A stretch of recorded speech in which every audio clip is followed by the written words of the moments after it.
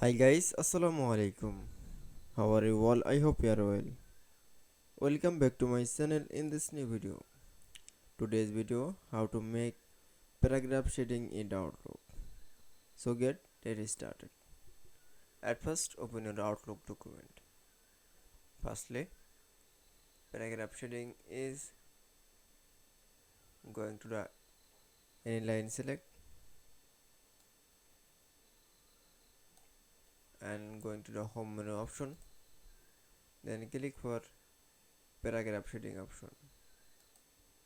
Then NSS color.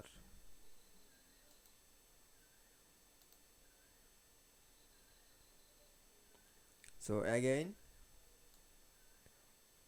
select your text and going to the home menu option, then click for the paragraph shading option, then NSS color.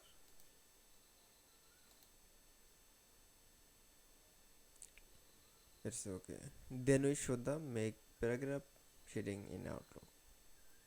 I hope to enjoy the video. Please like, comment, share and subscribe my channel. Thanks for watch my video.